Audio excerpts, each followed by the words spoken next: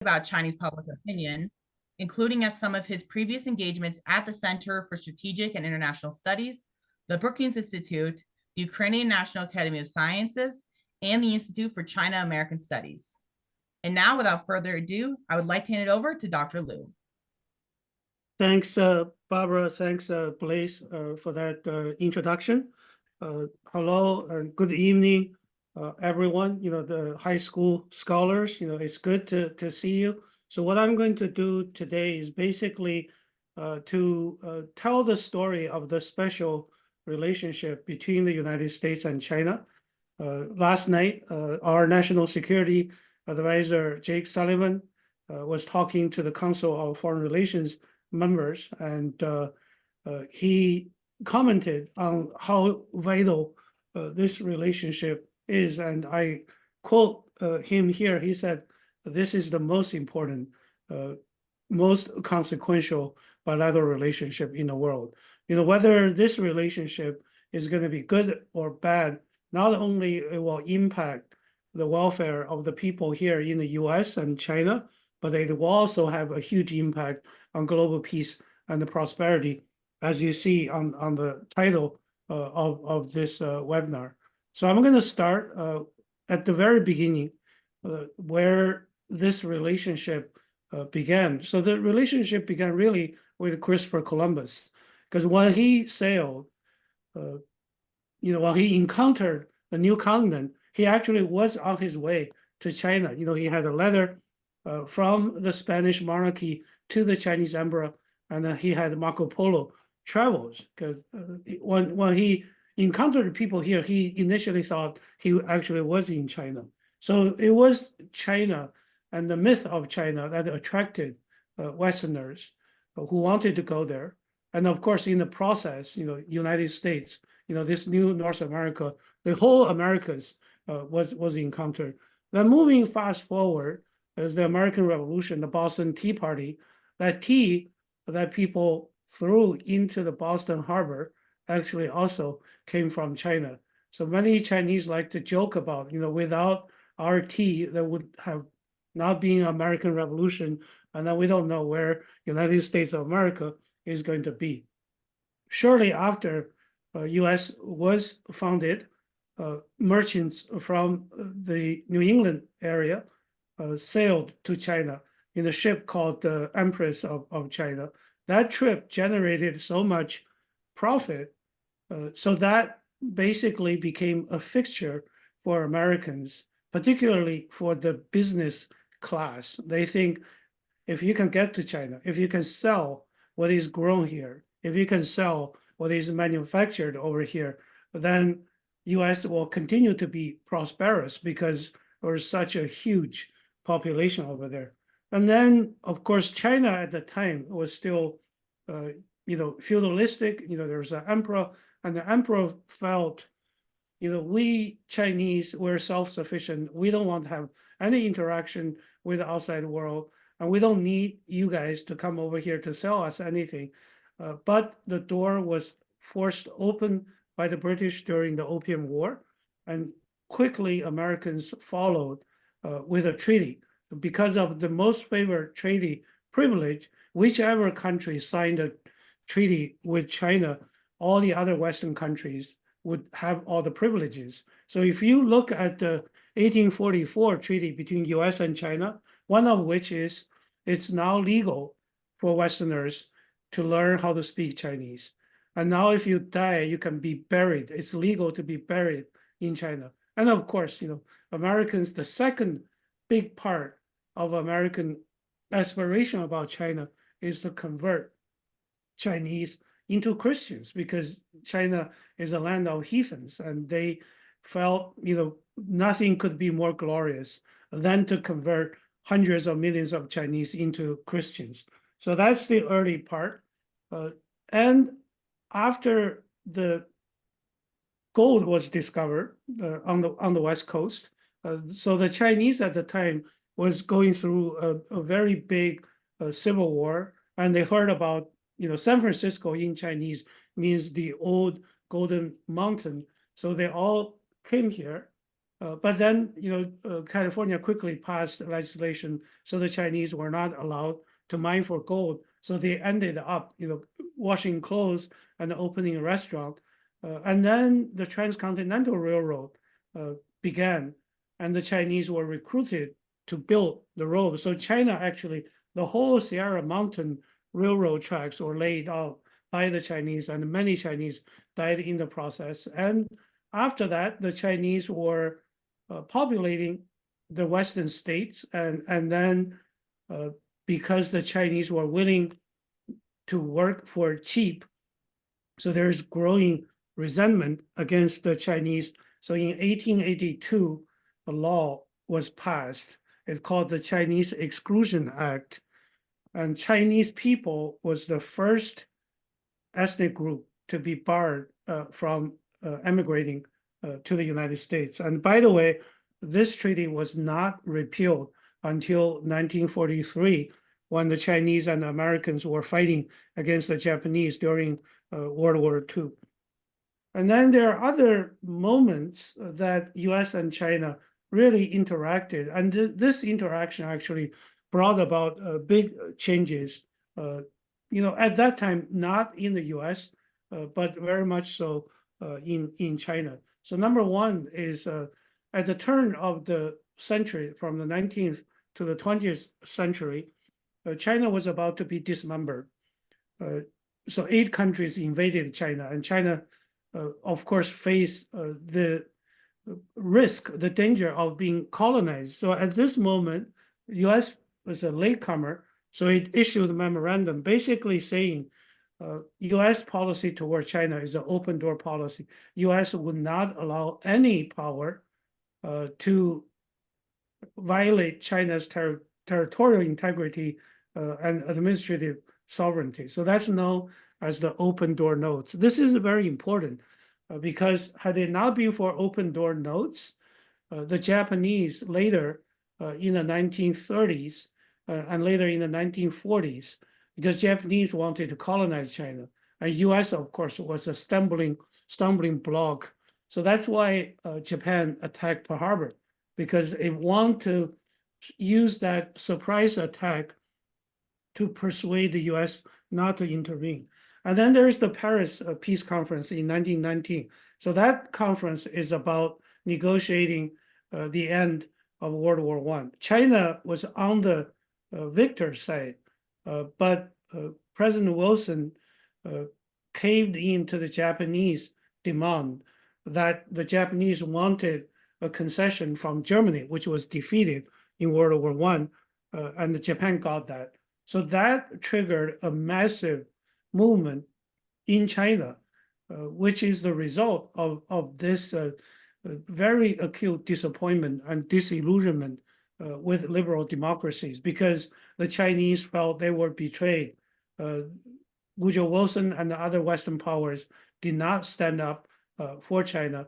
That actually gave the rise of the Chinese Communist Party, which was founded on July the 1st, 1921, 2 years after the Paris Peace Conference. And then moving forward, there was the Civil War. After World War I, World War II ended, the Chinese entered into civil war between the Communist Party and the Nationalist Party. And President Truman dispatched the most respected general, George Marshall, to mediate the civil war in China. And of course, he failed to do that. And in 1949, the Chinese Communist Party came to power. And at that moment, the Chinese leader, Mao Zedong, wrote an editorial for the People's Daily, basically saying, farewell, Leighton Stewart. Leighton Stewart was America's last ambassador to China. So moving forward, I don't know how many of you were aware, China and the United States actually fought an undeclared war.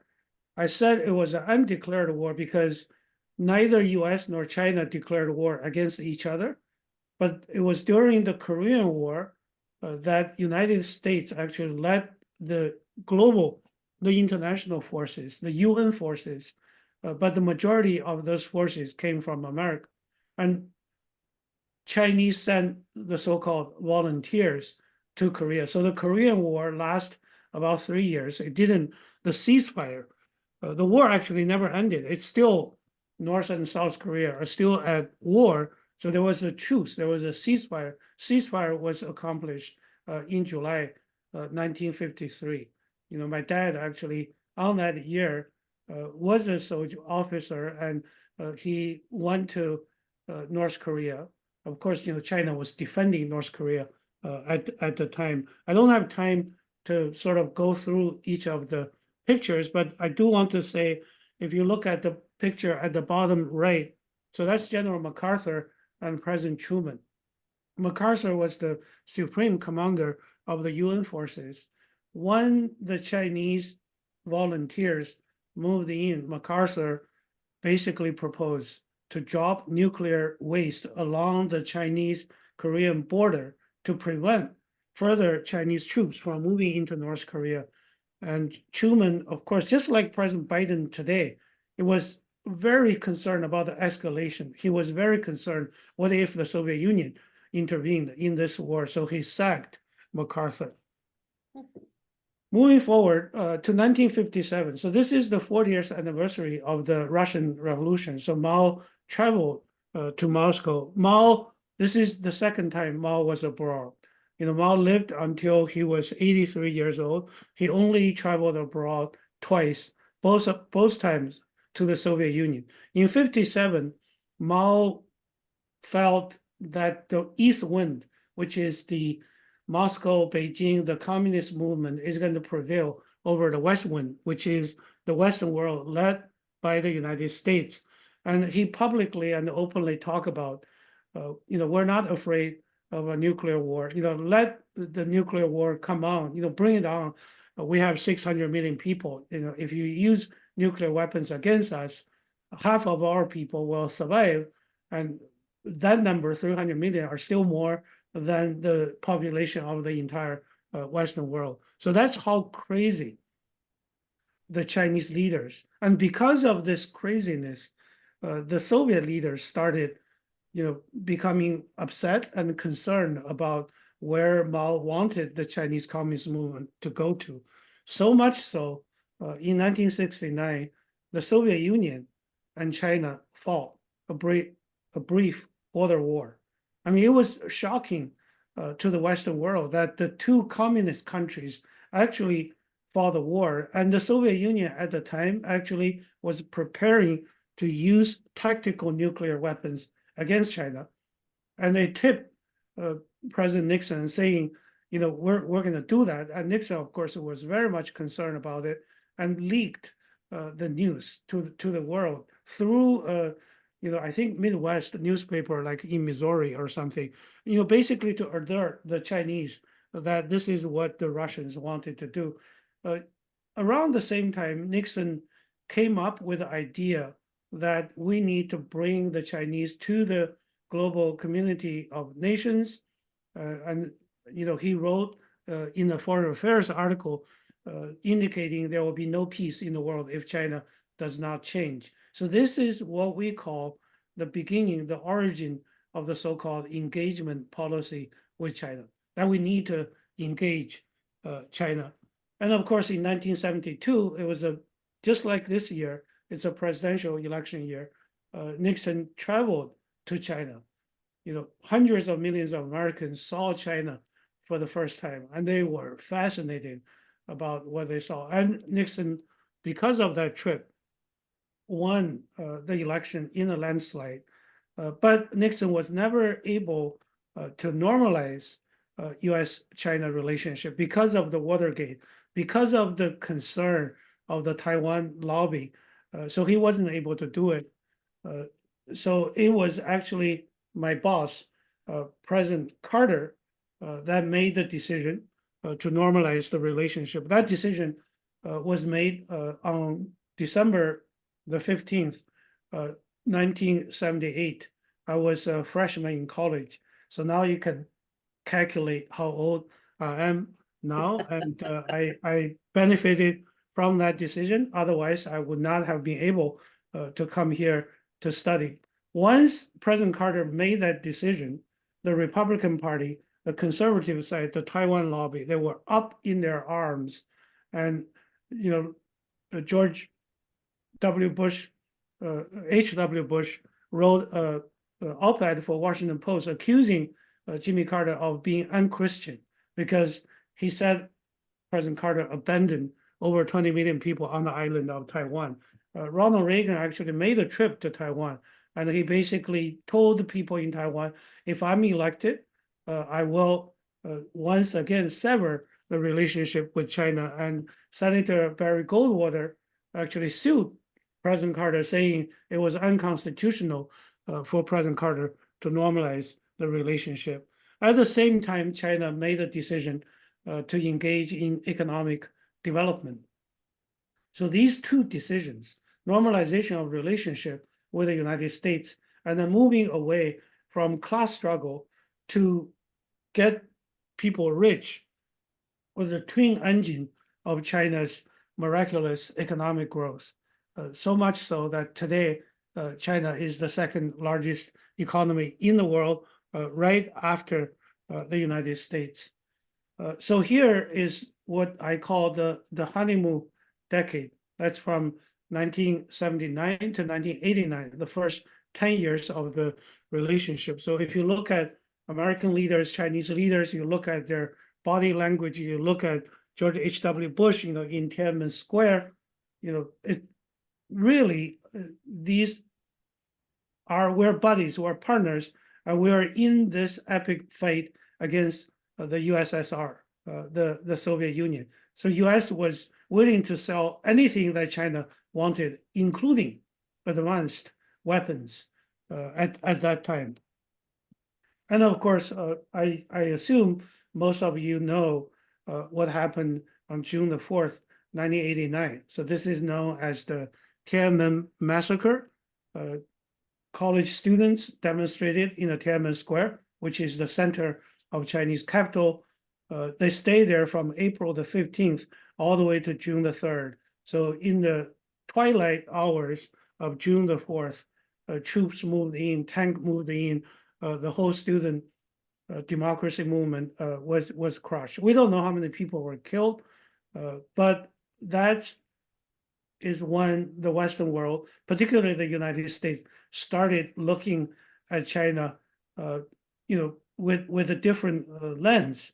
How could how could this government be so brutal in, sending tanks to kill their own students?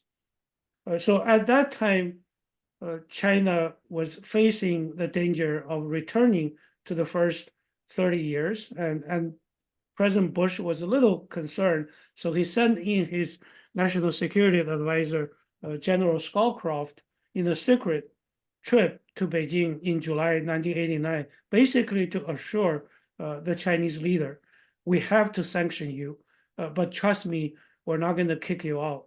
We're going to continue to trade with you. We're going to continue to export and buy Chinese commodities. So trust me. And that, of course, made it possible for China to continue its economic reform. So this chart basically shows, if you look at in the 1980s where China's economy was, recently I heard the size of China's economy probably was just about the size of economy of an African country like Guinea. But now, I think particularly before Trump was elected, there was speculation that China was going to surpass the US to become the #1 economy. Now the narrative has changed. China is in tremendous and grave economic difficulty now. So that whole discourse on China surpassing the US is being somewhat dropped. But members of Congress would continue to say that we need to contain the rise of China.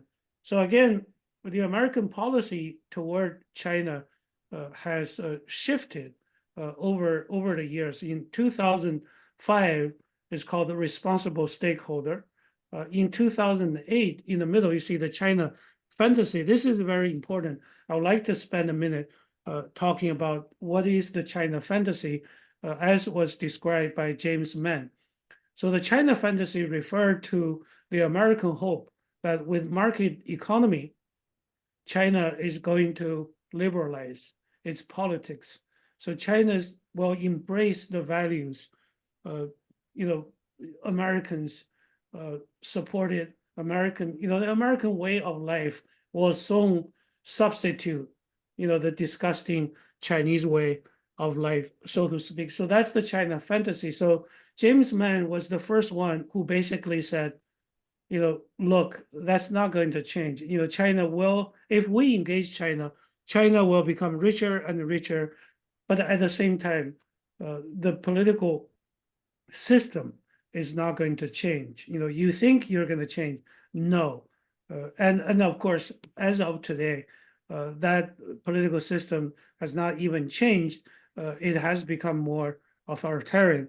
And then 2012, Kurt Campbell, who is Biden's what they call the Indo-Pacific Tsar, who was just nominated to be Deputy Secretary of State. So he sort of introduced the pivot. So the pivot is very important. It was introduced in 2012. This is basically moving American resources from Afghanistan, from Iraq, from the Middle East to the Far East, to the Pacific, to the Indian Ocean, because that's where economic growth was the most vibrant. So according to Campbell, to dedicate so many of our resources to Iraq and Afghanistan, that's the wrong way of using our resources. Is actually a gigantic waste. We need to stop that. And then 2015 is a grand strategy toward China is to disengage. And of course, the whole disengage with China was completed by Trump, particularly in 2020, when Mike Pompeo, Secretary of State for President Trump, made that announcement at the Yorba Linda Nixon birth home. So these are the few pictures, Boo Trump in the China shop, which is of course a parody. And Trump, I want to mention, was the first American president who not only say, if I'm elected, I'm going to adopt a very harsh China policy. Clinton said that, George W. Bush said that, Obama indicated that, but all these presidents, after they became the president, they became soft on China because they suddenly realized China is, there is economic interdependence between these two countries. But Trump basically, not only he said that during his campaign, he turned it into policies. And that policy actually was inherited by President Biden. Only President Biden made it more effective. So President Biden's China policy is invest at home, align. So get as many partners and allies as possible to form this China anti-China coalition and compete. So from 2017 all the way now to today, the U.S. policy toward China is we are in the state of competition.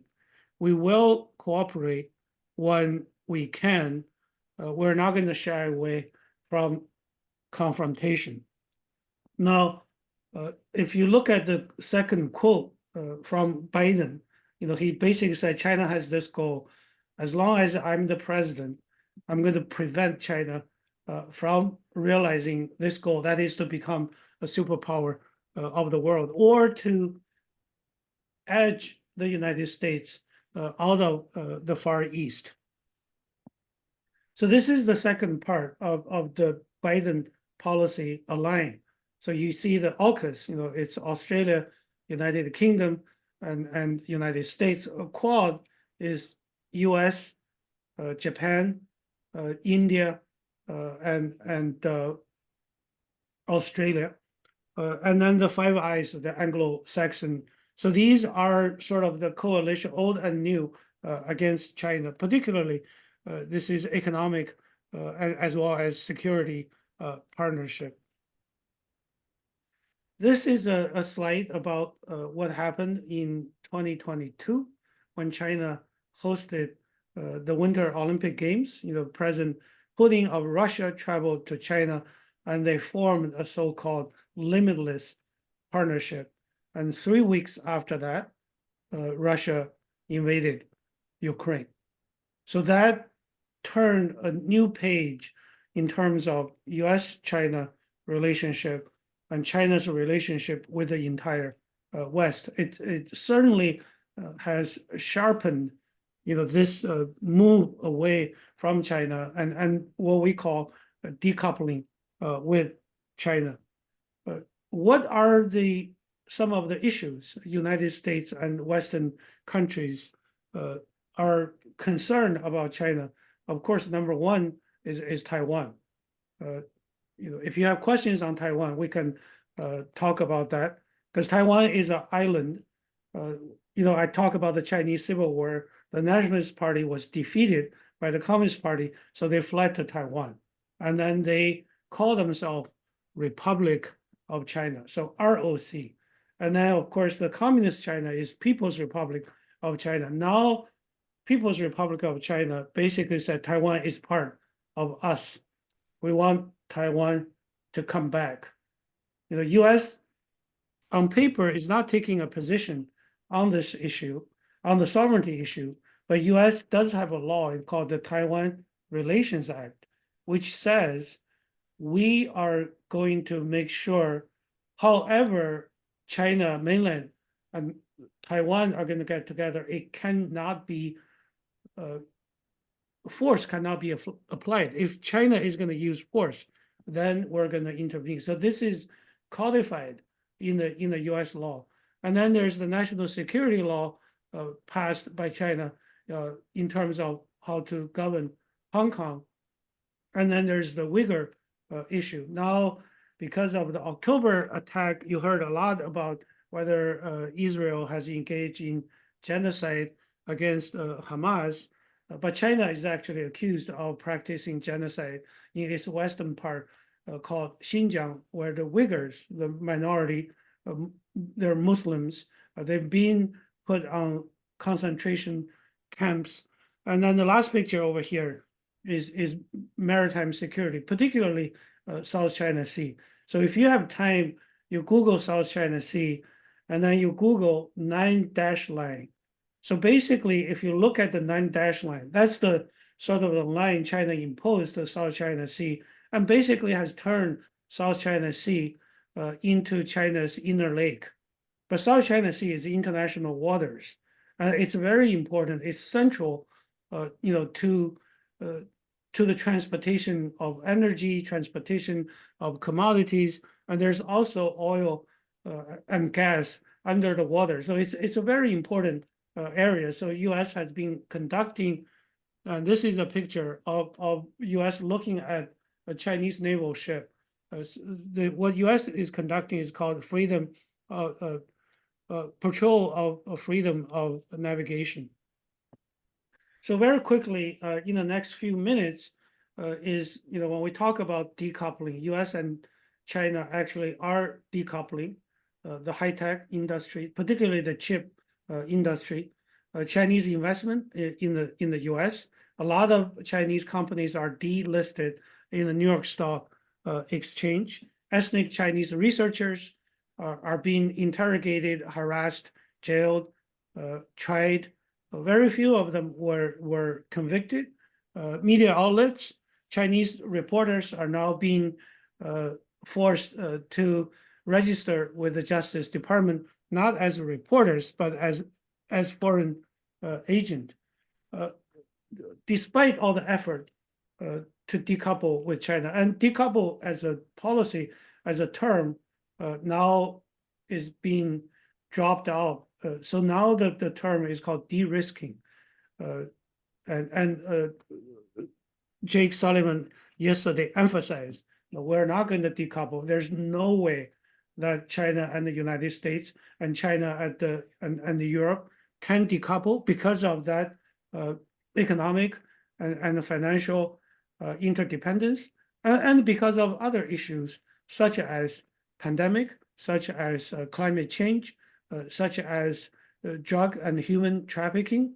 All these issues, if you want to deal with it, if you want to succeed in resolving any of these problems, China has to be a part. If China is on the opposite side, then there's no way for you to resolve that issue.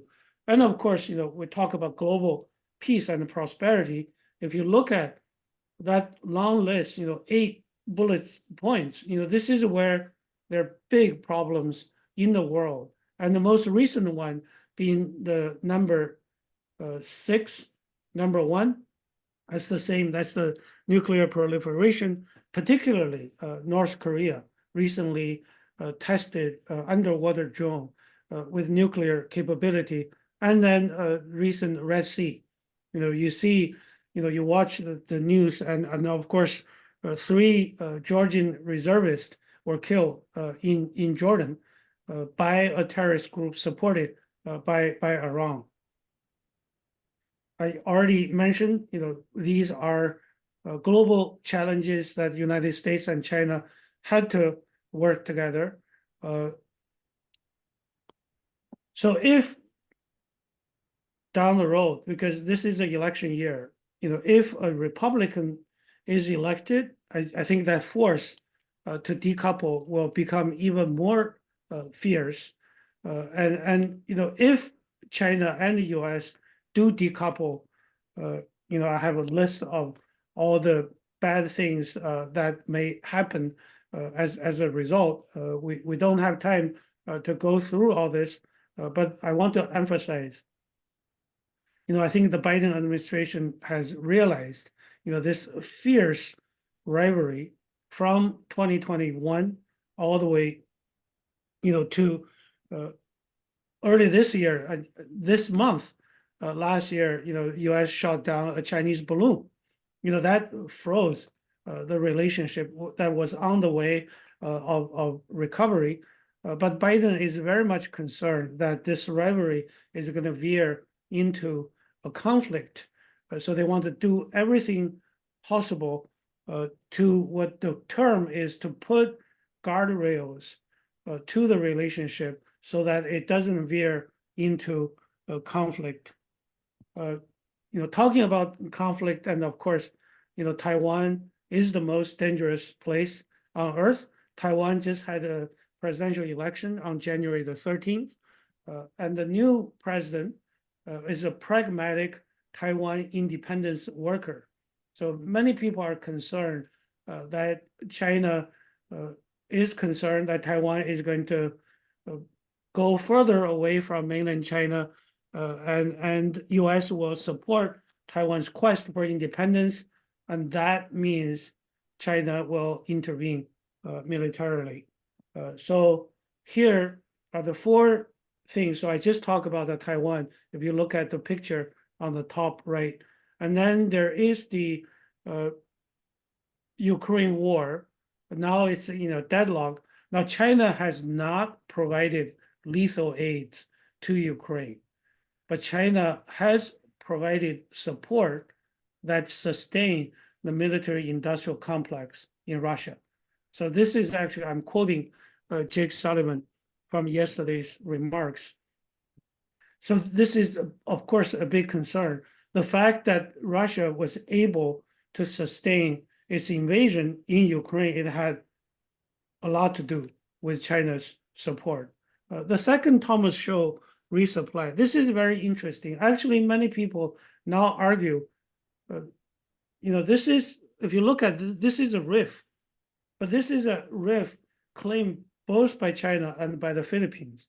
So to claim sovereignty of the rift, the Philippines sunk a ship on the rift, and there are soldiers that are stationing on the ship, and they try to resupply, and the Chinese send their patrol and try to stop. So both sides are confronting each other, and the US, of course, is supporting the Philippines. So many people are concerned that if there's going to be eruption of a conflict, so it's not going to be in Taiwan Strait, it may be over this rift that claimed by both China and the Philippines. So November the 15th last year, President Biden and President Xi met only for the second time in San Francisco. So now there's such a thing called San Francisco Consensus. San Francisco Consensus is about both global and bilateral issues. The global issue I already mentioned. So, China and the United States, they're going to look at climate change. They're going to look at public health, security. They're going to look at resilience of supply lines. They're going to look at regional conflict, see if they could coordinate and cooperate to resolve these issues. Now, on the bilateral issues, the most important thing, ironically, for Americans is fentanyl. And the precursor chemicals of fentanyl actually all came from China. So to the Chinese, they think this is, what's the big deal about fentanyl, about opioid crisis? But to the Americans, every single American knows someone that, who has a member of the family or friend that has suffered from opioid crisis. So for the first time, since Biden came to office, the Chinese government agreed to crack down on the manufacturers of the precursor chemicals. I think yesterday, for the first time, American officials are meeting their Chinese counterpart. The second is military to military exchange. Because of the South China Sea, because of the East China Sea, because of Taiwan Strait, US and Chinese ships and planes are very close to each other. If the military has no communication channels, then accidental shooting can happen. That may easily escalate into a war. And finally is AI. AI and war combined, that will make the whole situation totally out of control. So after the Biden meeting, of course, you need to execute the so-called San Francisco Consensus. So Jake Sullivan, I mentioned his name multiple times, met with his counterpart from China in Bangkok. That's where I had a Zoom meeting with Barbara back in July last week. And they were talking about how to work together, US and China, to look at the global challenges, and then, of course, to deal with bilateral issues. So President Carter obviously made the decision to normalize the relationship. So his legacy is a legacy of shelving the differences between the two countries. The differences between the two countries are huge. But if we're not going to shelve the difference, if we're going to allow these differences to run out of control, then the two countries may get into a conflict. And to say that engagement has enriched and empowered China and has weakened the US is wrong. It's ahistorical. It's a myth. Engagement has brought peace to the US, to China, to that part of the world, the Western Pacific and East Asia for over 45 years. So the two countries, whether we're going to use the word engagement or not, these two countries need to engage each other economically, financially, and then to work together to deal with global challenges such as climate change, pandemic, drug trafficking. At the same time, if for some reason US and China are going to decouple, me, everyone here in the States and everyone on the China side are going to have a much more miserable life. So I'll stop here, and we'll have 15, 20 minutes for questions. And thank you all for listening to my story, and we'll now have a discussion. All right, awesome. Thank you so much, Doctor. So I have a good amount of questions here, currently 8. For starters, from Mary, how does the U.S. extent of involvement with Russia, Ukraine affect China? And how would the U.S. have resources to support Taiwan in a conflict? And would they?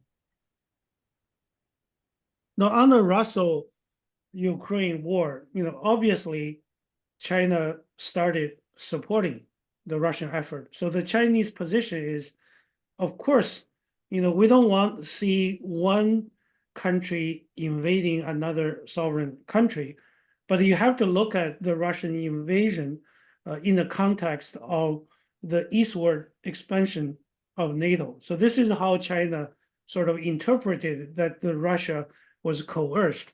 But China also understand that if China was going to provide lethal aid to Russia, the US and the European countries are going to impose stifling sanctions on China. So China has refrained from supplying lethal aid. When I say lethal aid, it means guns, missiles, rockets, ammunitions, everything that Russia needed. China has not supplied that.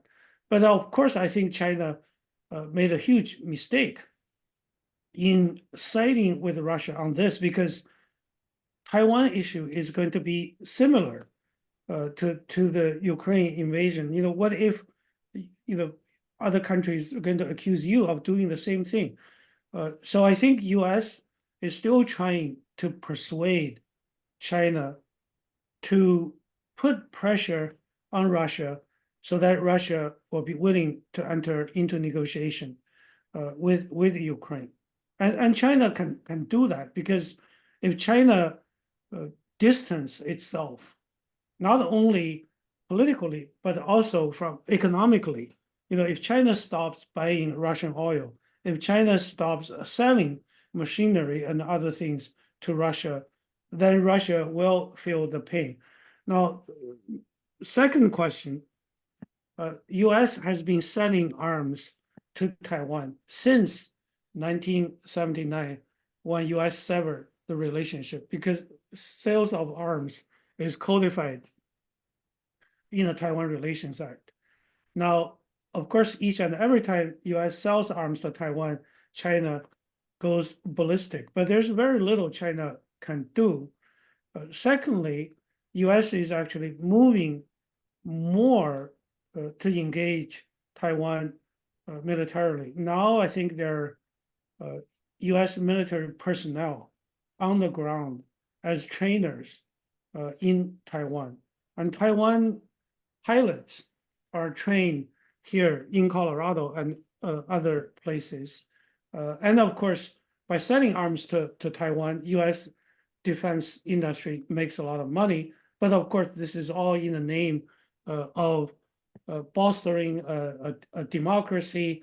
But more and more Americans, particularly from Pentagon's perspective, is to see Taiwan as a strategic asset. It has nothing to do with Taiwan's political system, whether it's a democracy or not a democracy, whether Taiwan has freedom, mainland China has freedom. Now, since becoming president, President Biden said four times that if China is going to use force, American boots are going to be on the ground. And American boots were not on the ground in Ukraine. American boots are not on the ground in Iran. But Biden said four times. And of course, each and every time he made those remarks, the press person, the spokesperson will come out and basically say, our one China policy has not changed. Basically saying, that what he says doesn't represent American policy. But of course, this is the most likely cause if US and China, if you can imagine or envision that the two countries go into war, two nuclear powers go into war, that's over Taiwan. Because if Taiwan declares independence, if Taiwan says we're going to change the name of our country, we're going to amend the constitution, we're going to do this, we're going to do that, then China will use force. And then US will be put in a dilemma, whether you're going to intervene militarily or you're not going to intervene militarily. Of course, if US intervene militarily, it will be disaster for both countries. Taiwan is so much closer to mainland China.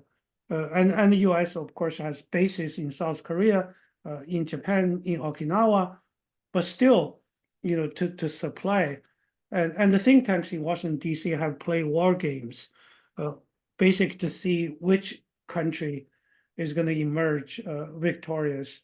I think, according to the media report, the China won more than the U.S. Winning during the war games. But of course, war games is just games.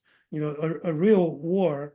If you look at how the war unfolded in Ukraine, how brutal a war will be if a war is fought between U.S. and China. 50,000 Americans died in Korea, and a lot more Chinese. We don't even know the exact number of Chinese soldiers that perished in Korea. All right, so the next question will be, how would U.S.-China relations affect American-born Chinese, so persons born in the U.S. by Chinese parents? No, it's not just the ABC American-born Chinese. It's people like me. I was not born here.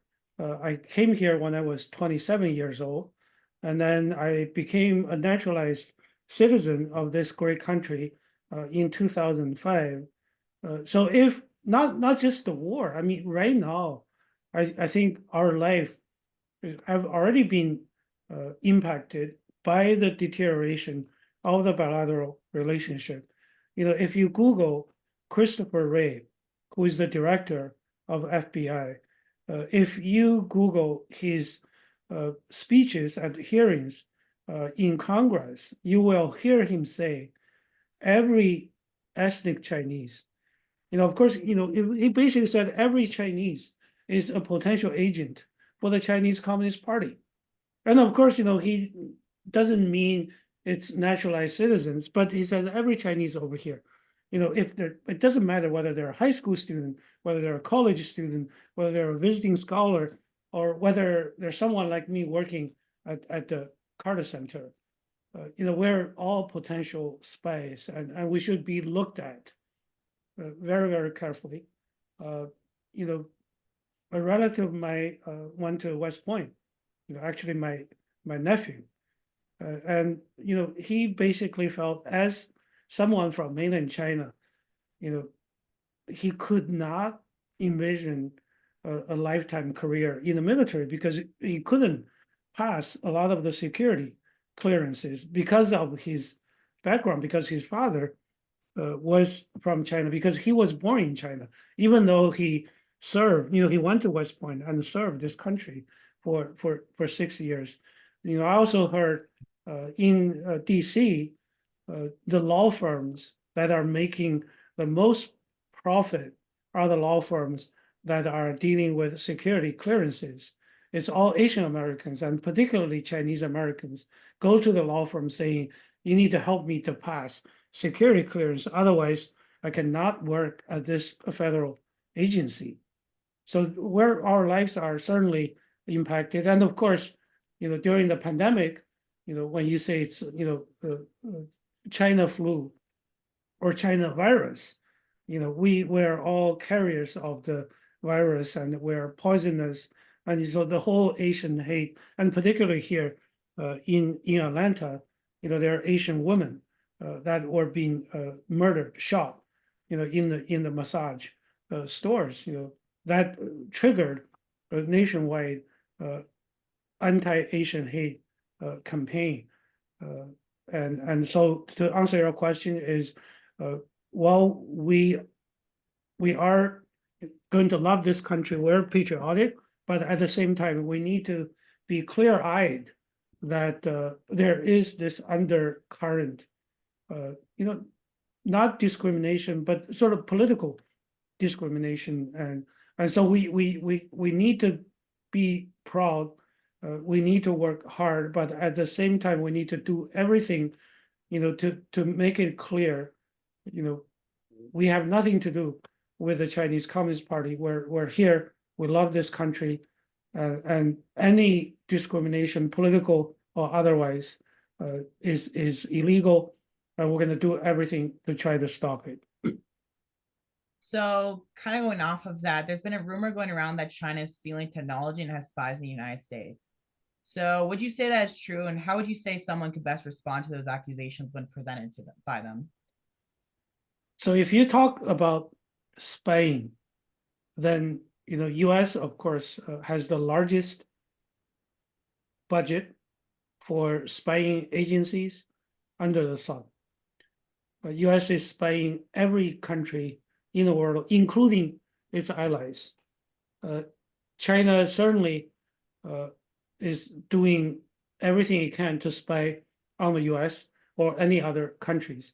So if we talk about the conventional espionage, that's normal. Every country is doing it to the other country. Even Israel, U.S. has caught so many Americans who are spying for Israel, which is ally. Now, stealing technology, either from hacking into the computer networks of a company like Boeing or Coca-Cola or any other tech company or commercial company, or by, for example, there's a Chinese who work at Google and it carried that self-driving software on his laptop, and he was trying to fly back to China. That, of course, is illegal, and that is some of the accusations against Chinese or Chinese Americans.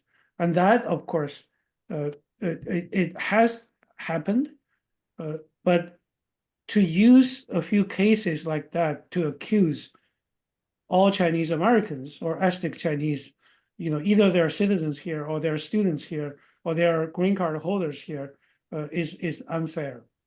And of course, the China side, they need to stop the old practice and maybe still ongoing practice of intellectual property rights theft. And of course, if you look at history, U.S.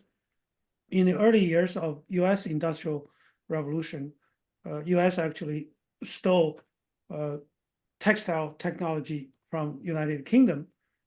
So China, being a few years or a few decades backward, so this is called overtaking at the curve. But this is malpractice, and some of these accusations are accurate, and some of the measures taken by the U.S. by the Biden administration, particularly on the chip side, is if you listen to Jake Sullivan, he's saying we'll do everything possible to prevent the China side from using technology developed by the U.S. to hurt Americans or American allies. And that, of course, is a valid concern. But of course, in the process, you're going to hurt the commerce. So the sort of the terminology for this is a small yard and high fence. So America is going to protect the crown jewel of the technology, particularly the dual use technology. At the same time, at the lower level of technology, the exchange and all of that should remain normal. But the challenge is, how do you make the distinction? I mentioned AI. AI, the same thing. It's a wonderful thing, but if you're going to apply it to war fighting, then that there has to be rules. Otherwise, AI could take over this world. They could substitute human decision making. They could make the war like so accurate and so catastrophic that we're probably not going to survive it. So it is currently 5:59, so we're going to go and open up to one more question. What was Harry Kissinger's role in U.S.-China relations? Henry Kissinger's role in U.S.-China relations? Yeah, you're asking the right person to answer. But of course, obviously, I'm biased. I think China, President Carter made the key decision.